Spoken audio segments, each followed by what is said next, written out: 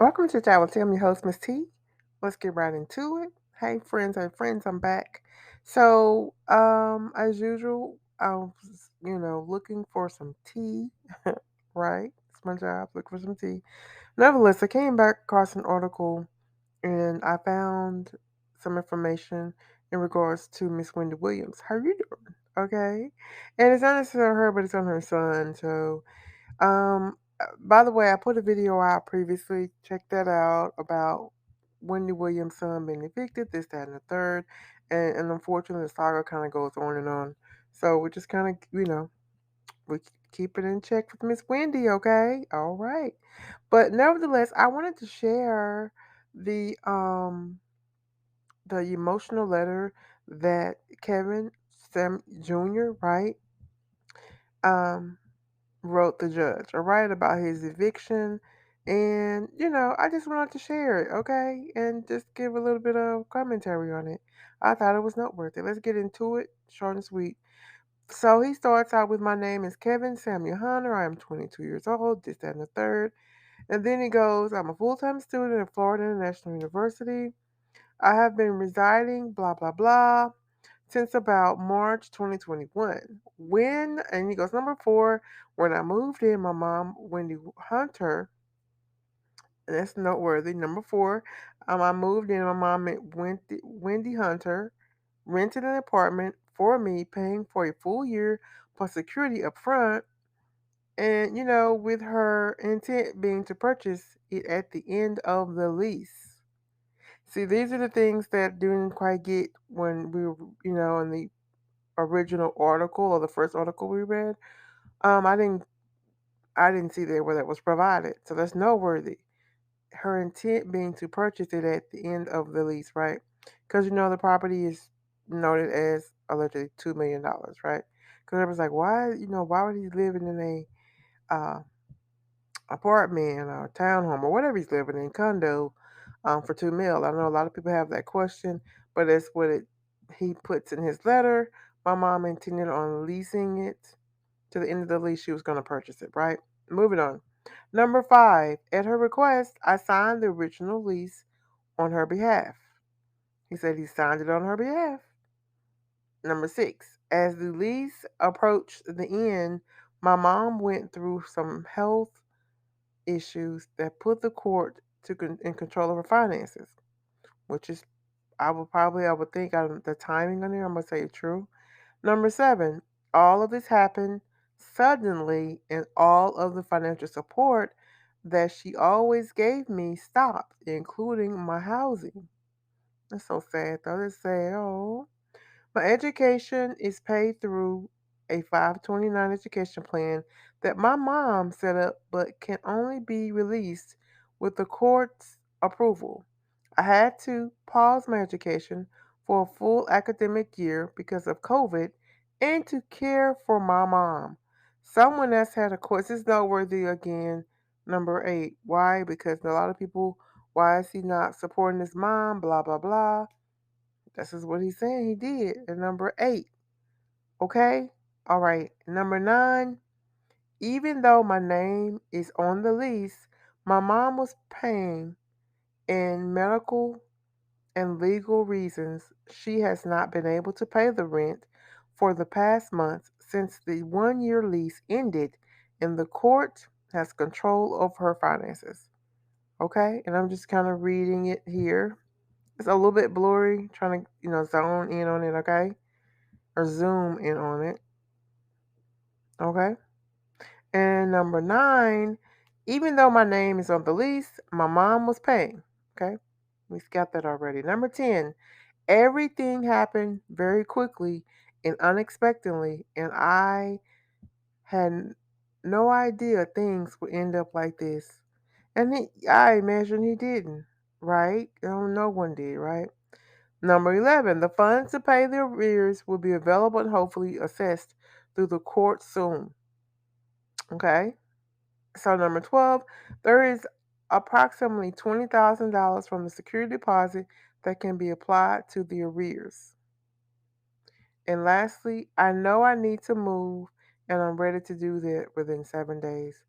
Oh, I don't know, it is very emotional, and I thought it is a very emotional letter.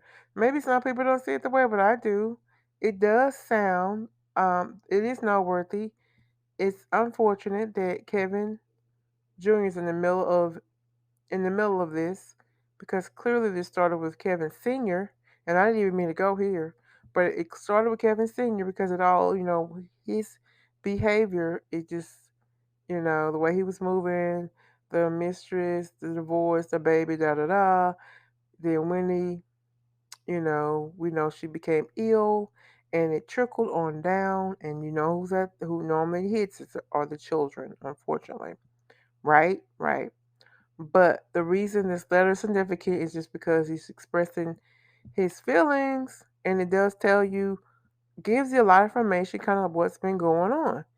He says he took a year off to take care of his mom in this particular article, right? And so there's just a lot of noteworthy pieces in here I thought was worth discussing and sharing, even though I know we've already discussed, hey, the young man is being evicted. But now we really get more of a gist of kind of what happened just by, honestly, by this letter. It really does tell a lot, to me anyway. It does say a lot. It does. And he seems to be quite, um, a sharp guy, a sharp young man, right? Okay. It's just unfortunate. I think it's really sad though that his mom and his dad can't work things out in his favor. And someone said he was possibly spoiled. I wouldn't even call it spoiled. I would call it privileged, because that's what he's accustomed to. Okay? That's what I would call it. All right? And there's just so much of that. And it's just so sad because poor Wendy, and now let's don't get me wrong now. I'm a Wendy's fan. I'm for Wendy. It's just unfortunate that she's not able to do more right now. Okay. She's just not. And hoping she heals here pretty, sooner than later, right? Right. So basically the gist of it is Kevin Jr. didn't fight the eviction lawsuit filed against him, and he wrote the letter to the court, which I thought was definitely noteworthy and emotional. Um, and it says here in the article, according to court documents obtained by Radar Online, back in August, Kevin Jr. was sued by eviction by a company named Semic Seme LLC. I don't know why that's significant, but whatever. And so anyway, that's all I have. I just wanted to share that, and I just, honestly, I was sharing about the letter, how emotional it was, but then it still just dawned on me, and like everyone else has been saying, and it's not trying to beat people, but this really did start at the top. Like this started with dad, and so it just shows you how the family structure wants the top, the main, the dad, who in some cultures is the head, and then the wife, if the dad's not right and he kind of breaks down, it kind of breaks the whole family down. That's what it gives me, those vibes, right? So I feel sorry for the young man. He'll be fine though, I'm sure, right? He'll be fine. And also one more piece. I guess it's a hearsay, this is allegedly, apparently, um it'll get paid soon. The person or the financial representative that took over Wendy's accounts or her funds, however you want to put it. Um, it says that they're paying things slow. But honey, can you get any slower? Like your poor baby's getting ready to be evicted. I don't understand all that. Anyway, that's a hearsay. I'm not for sure about that part, but I'm just like, I mean, like, wow. I mean, goodness. But at least, hopefully, it'll be paid and he'll be fine. And I'm sure he'll be fine either way. Cause now let's be very clear about it. His mom is a millionaire, and he will be okay. I don't know what's going on with their relationship. And then onto that, I don't know what's going on with their relationship, and honestly, that does bug me. It really does bug me a bit because I would hope that they would be close. Just like he shared in this letter. I hope you heard that part within this letter. He said he took care of his mom. They were like peas in the pod, is what it sounds like. And he was in her corner and then he wasn't. So I would hope they would come back together. And I'll quit saying that, but I really hope they do, right? I hope they do. Okay. All right. That's all I have. I didn't even mean to go this long, but then I got to reading the letter and I got all involved and emotional, had all these thoughts. But nevertheless, let me know, what do you think about this whole thing? I know this is kind of a continued drama situation thing, and it's just a concern for our Wendy and what's going on with her, and knowing that she only can do so much.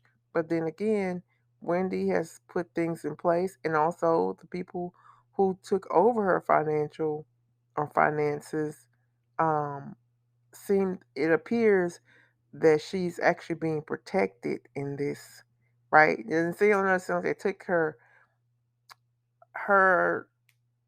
you know, ability to be able to run them herself, but is she really in a position to do that right now? You know what I mean?